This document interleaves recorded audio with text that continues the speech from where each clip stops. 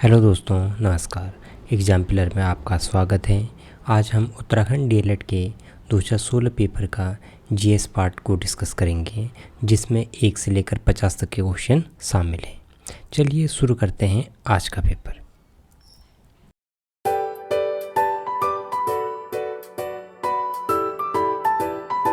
पहला क्वेश्चन है, निम्न में से कौन सा रूपांतरित चट्टान का उदाहरण नहीं है? 4 ऑप्शन है। संगमरमर, जो हमारा संगमरमर होता है ये हमारा चूना पत्थर का रूपांतरित रूप होता है, और क्वार्ट्जाइट ये हमारा बलुआ पत्थर का रूपांतरित रूप होता है, और स्लेट ये हमारा सेल का रूपांतरित रूप होता है। और बचा ऑप्शन हमारा ग्रेनाइट। ग्रेनाइट एक हमारा ये आग्नेय चट्टान का रूप है, न कि रूपांतरित चट्टान का। तो हमारा ऑप्शन डी सही है। अगला क्वेश्चन है, डोलड्रम क्या है? इसका सही उत्तर है डोलड्रम उष्णकटिबंधीय पवन भट्टी है। जो डोलड्रम क्षेत्र होता है भूमध्य रेखा के 10 डिग्री उत्तरी अक्षांश और 10 डिग्री दक्षिण अक्षांश के मध्य का जो निम्न वायुदाब का क्षेत्र बनता है उसी को हम डोलड्रम या शांत पेटी कहते हैं। और जो हमारी पृथ्वी है, हमारी पृथ्वी को 3 कटिबंधीय क्षेत्रों में बांटा गया है। कर्क रेखा और मकर रेखा के मध्य के क्षेत्र को उष्णकटिबंधीय क्षेत्र, और कर्क रेखा और उत्तरी ध्रुव वृत्त, मकर रेखा और दक्षिणी ध्रुव वृत्त के क्षेत्र को शीतोष्णकटिबंधीय क्षेत्र, और उत्तरी ध्रुव वृत्त से लेकर उत्तरी ध्रुव और दक्षिणी ध्रुव वृत्त से लेकर दक्षिणी ध्रुव के मध्य का जो क्षेत्र होता है उसको हम शीतकटिबंधीय क्षेत्र के नाम से जानते हैं। अगला क्वेश्चन है, उत्तरी गोलार्ध में रहने वालों के लिए 21 जून वर्ष का सबसे लंबा दिन, और दक्षिणी ध्रुव में रहने वालों के लिए सबसे छोटा दिन कौन सा होगा? इसका सही जवाब है डी, 21 जून ही सबसे छोटा दिन होगा दक्षिणी ध्रुव के लिए। ऐसा क्यों? क्योंकि जब पृथ्वी सूर्य के चारों ओर चक्कर लगाती हैं तो 21 जून के दिन उत्तरी गोलार्ध में सूर्य की किरणें सीधे लंबवत पड़ती हैं, जिससे यहाँ सबसे उत्तरी ध्रुव में सबसे लंबा दिन और दक्षिणी ध्रुव में सबसे छोटा दिन होता है। इसी घटना को हम उत्तरी ध्रुव के लिए ग्रीष्म अयनांत और दक्षिणी ध्रुव के लिए शीत अयनांत कहते हैं। और इसी का उल्टा 21 दिसंबर के दिन होता है। उस दिन दक्षिणी ध्रुव में सूर्य की जो किरणें होती हैं वो हमारी लंबवत पड़ती हैं, तो दक्षिणी ध्रुव के लिए उस दिन ये ग्रीष्म अयनांत और उत्तरी ध्रुव के लिए यह शीत अयनांत कहलाता है। अगला क्वेश्चन है, संघीय बजट में राजकोषीय घाटे का क्या अर्थ है? जो हमारा राजकोषीय घाटा होता है, राजकोषीय घाटा कहते हैं, राजकोषीय घाटा सरकार की आय में उसकी व्यय की तुलना में कमी, यानी कि जब खर्चे ज़्यादा हो जाते हैं और आय हमारी कम हो जाती हैं तो वो हमारा राजकोषीय घाटा कहलाता है। तो इसका सही जवाब है हमारा सी ऑप्शन। अगला क्वेश्चन है, भारत का आर्थिक सर्वेक्षण प्रत्येक वर्ष सरकारी तौर पर प्रकाशित किया जाता है, तो इसका सही जवाब है वित्त मंत्रालय द्वारा। जो हमारा आर्थिक सर्वेक्षण होता है प्रत्येक वर्ष आम बजट से पहले वित्त मंत्रालय प्रस्तुत करती है। जो हमारा आर्थिक सर्वेक्षण होता है ये पिछले 1 वर्ष में देश की आर्थिक प्रगति और प्रदर्शन का लेखा जोखा होता है। अगला क्वेश्चन है, इकोमार्क क्या है? जो इकोमार्क होता है पर्यावरण अनुकूल वस्तुओं के लिए डिज़ाइन किया गया है। ये एक ट्रेडमार्क है जिसको 1991 में पर्यावरण वन और जलवायु परिवर्तन मंत्रालय द्वारा लागू किया गया था। जो इकोमार्क होता है, इकोमार्क का साइन ये है, इस तरीके का इकोमार्क का साइन होता है। ये एक हमारा पर्यावरण फ्रेंडली प्रोडक्ट के लिए यूज किया जाता है। अगला क्वेश्चन है, वर्ल्ड डेवलपमेंट रिपोर्ट का वार्षिक प्रकाशन कौन करता है? ये करता है IBRD। ऑप्शन सी हमारा सही है, अंतर्राष्ट्रीय पुनर्निर्माण एवं विकास बैंक द्वारा। IBRD international bank of restructure and development, इसकी स्थापना हुई थी 1944 में। वर्तमान में इसके सदस्य देशों की संख्या है 189, और IBRD के जो वर्तमान अध्यक्ष हैं वो हमारे अजय बंगा है, भारतीय मूल के, और इसका मुख्यालय है वाशिंगटन DC। अगला क्वेश्चन, अगला हमारा करंट से रिलेटेड है। इसमें पूछा गया है कि शिक्षा की गुणवत्ता और शोध और विज्ञान पर जोर दिया गया है। इस बजट में इनकी जो प्रवेश परीक्षा होती थी, राष्ट्रीय प्रवेश परीक्षा एजेंसी यानी कि NTA नेशनल टेस्टिंग एजेंसी, इससे पहले यह परीक्षा कौन ऑर्गेनाइज कराती थी? तो इसका सही आंसर हमारा CBSE जितने भी हमारे अपर लेवल के एग्ज़ाम होते थे उनको कंडक्ट कराती थी, जैसे UGC नेट के हो गए या JEE एडवांस, इन चीज़ों के सारे एग्ज़ाम CBSE कंडक्ट कराता था। अगला क्वेश्चन है, वह कौन सा वित्त मंत्री रहा है जिन्होंने सर्वाधिक 10 बार संसद में बजट पेश किया? इसका सही जवाब है मोरारजी देसाई। इन्होंने 10 बार संसद में बजट पेश किया है, जिसमें 2 बजट इनके अंतरिम बजट थे और बाकी 8 बजट इनके पूर्णकालीन बजट थे। जो इन्होंने पहला बजट प्रस्तुत किया था 1959 से लेकर 63 के बीच में, दूसरा कार्यकाल था उनका 1967 से लेकर 1969 तक, और तीसरे कार्यकाल 1900 और जो 2 अंतरिम बजट थे वो थे 1962-63 और 67-68 में। और उसके बाद सबसे ज़्यादा बजट पेश करने वाले वित्त मंत्री रहे हैं पी चिदम्बरम। इन्होंने 9 बार बजट को पेश किया है। और भारत की पहली जो वित्त मंत्री रही हैं, महिला वित्त मंत्री रही हैं, वो इंदिरा गांधी रही हैं। लेकिन पूर्णकालीन जो वित्त मंत्री हैं वर्तमान निर्मला सीतारमण जी हैं। अगला क्वेश्चन है, भीम यानी भारत इंटरफेस फॉर मनी का संबंध किससे है? ये हमारा डिजिटल भुगतान से है इसका संबंध, और ये हमारा UPI भीम UPI हमारा डिजिटल भुगतान से संबंधित है। और इसको डिज़ाइन किया है national payment corporation of India द्वारा, और यह वर्तमान में 20 भाषाओं में उपलब्ध है। और इसको लॉन्च किया गया था 30 दिसंबर 2016 को। अगला प्रश्न है, प्रत्यक्ष कर से संबंधित नहीं है। इसका सही जवाब है सर्विस टैक्स। जो हमारा कर होता है, कर 2 तरीके से होता है, एक हमारा प्रत्यक्ष कर और एक होता है अप्रत्यक्ष कर। प्रत्यक्ष कर जो भी हमारी इनकम होती हैं उस पर सीधे तौर पर जो टैक्स लगाया जाता है उसको प्रत्यक्ष कर कहते हैं। और अप्रत्यक्ष कर, अगर हम कोई भी सामान या कोई भी सेवा खरीदते हैं उसमें जो टैक्स लगता है उसको बोलते हैं अप्रत्यक्ष कर।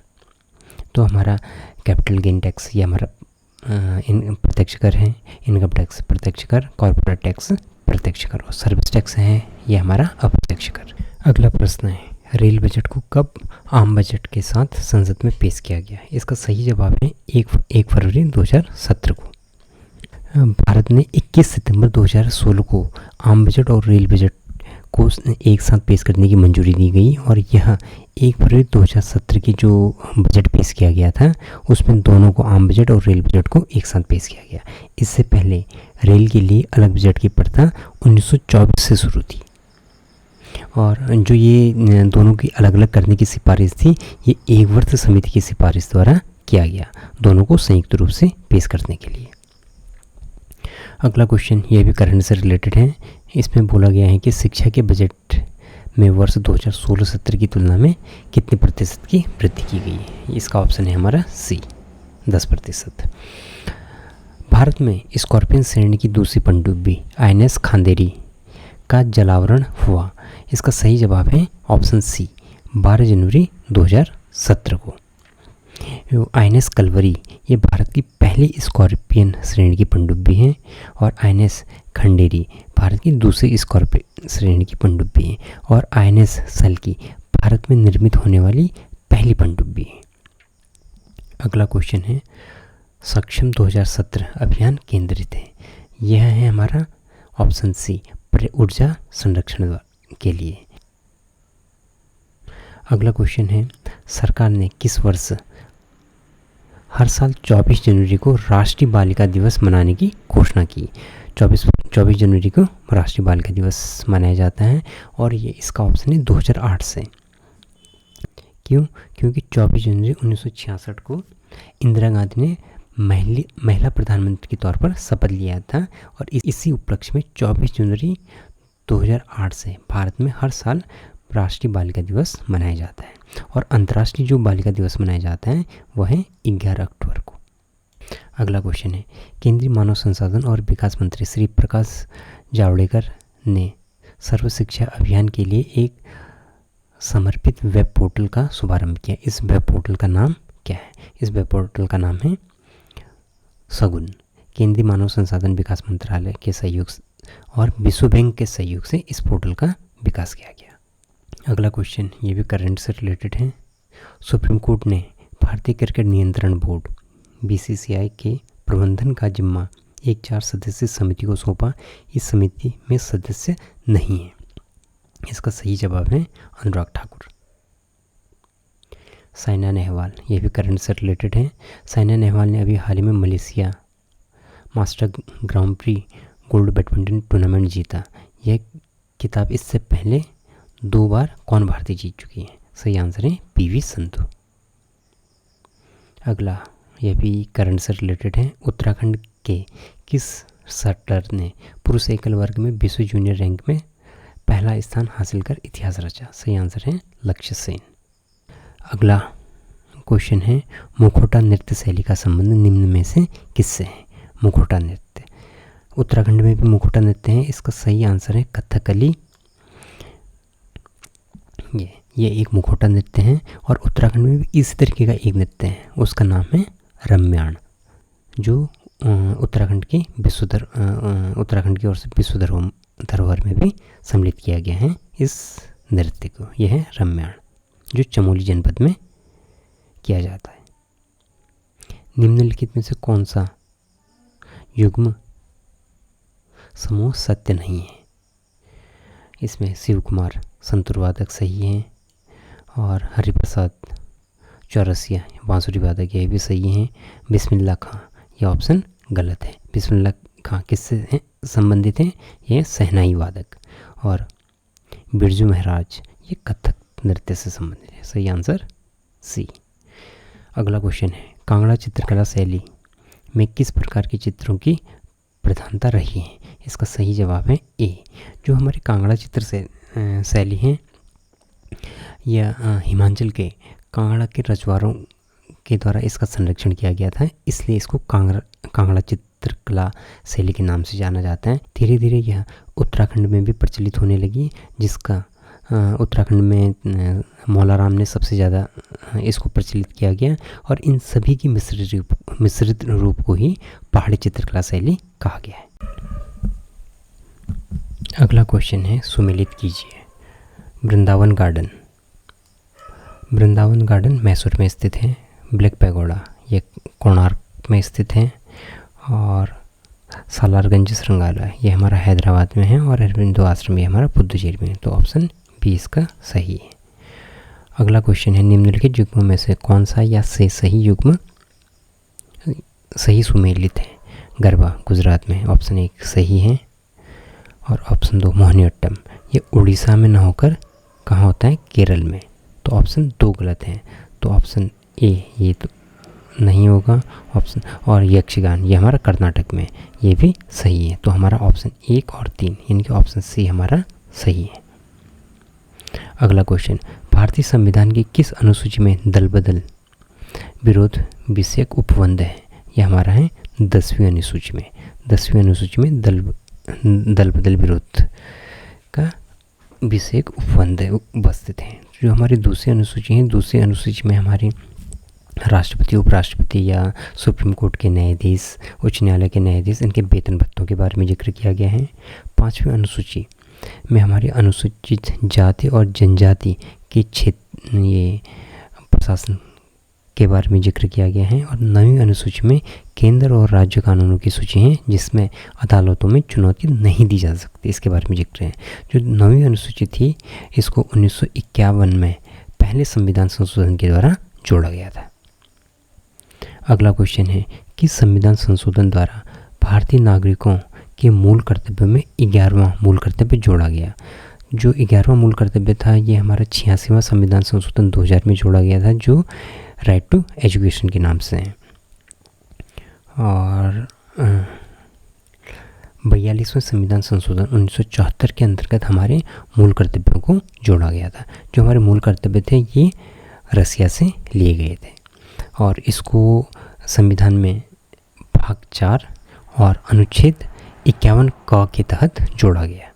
अगला क्वेश्चन है केंद्रीय मंत्रिपरिषद के प्रति अविश्वास प्रस्ताव या प्रस्तावित किया जा सकता है?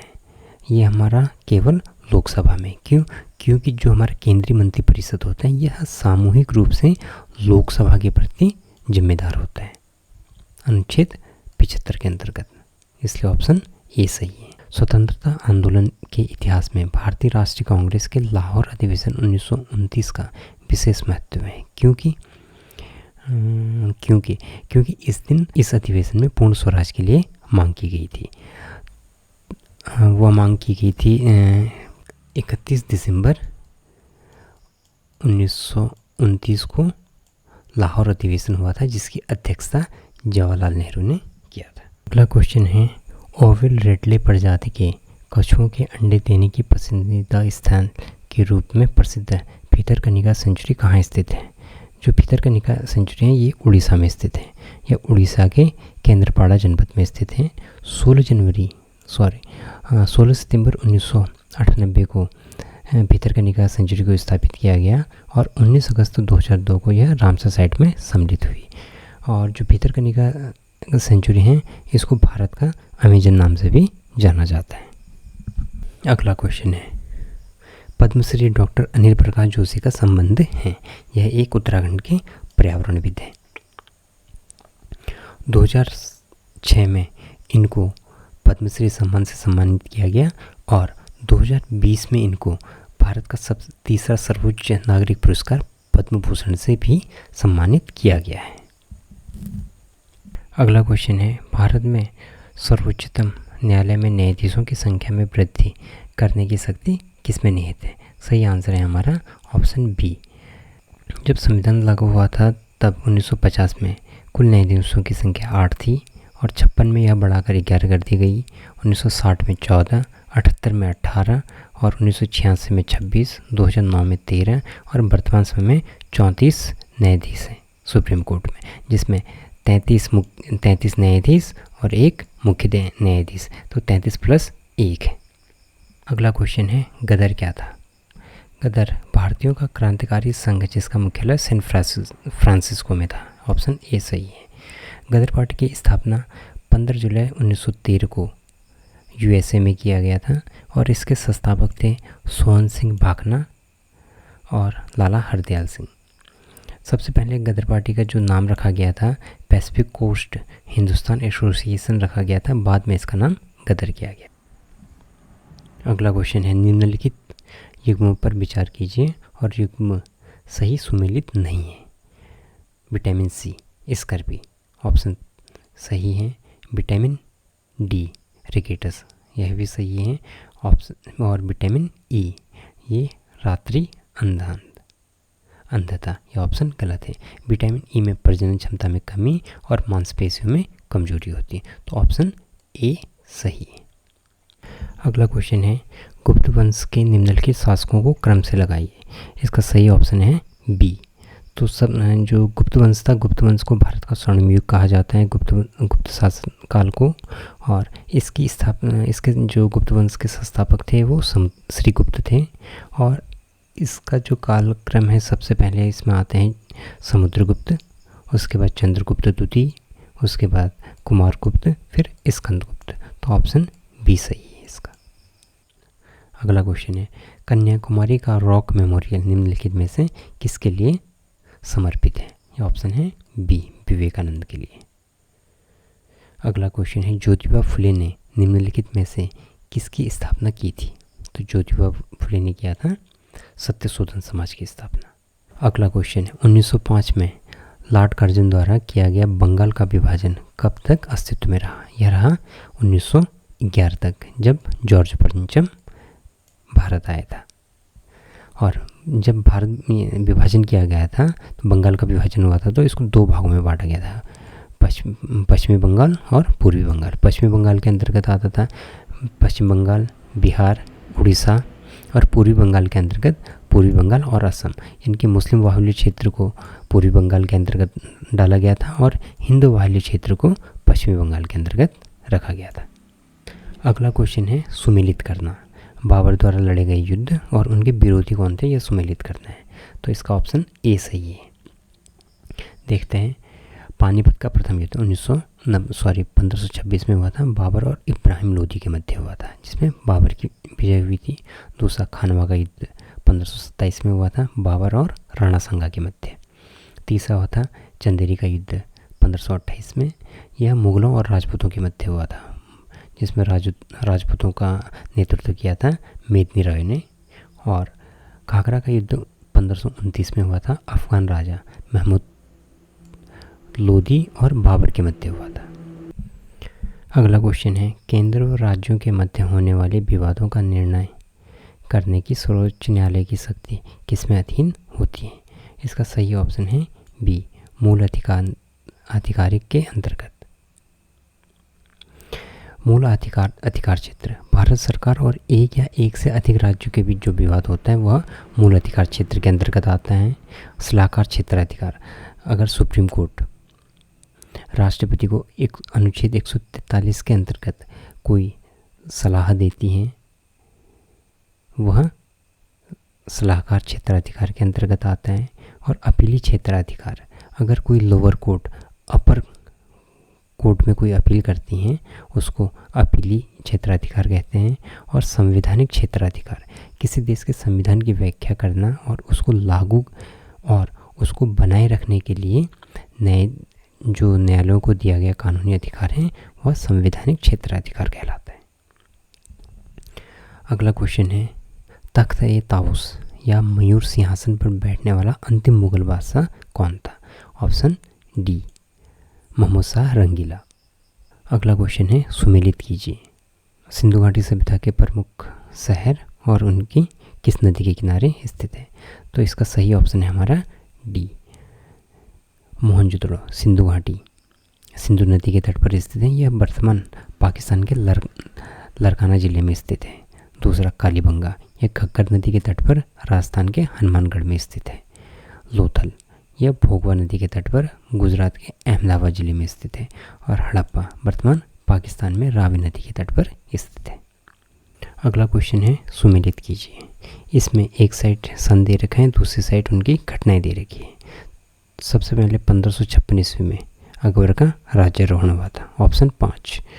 1600 ईस्वी में ईस्ट इंडिया कंपनी को चार्टर मिला था, सही है। उसके बाद 1686 में शिवाजी का देहांत हुआ था और 1739 में नादिर शाह का दिल्ली पर आक्रमण। तो ऑप्शन हमारा ए सही आंसर है। अगला क्वेश्चन है, नव निश्चयवाद अथवा रुको और जागो निश्चयवाद संकल्पना के प्रतिपादक है। सही जवाब है बी, ग्रिफिथ टेलर। ये एक भूगोलविद है।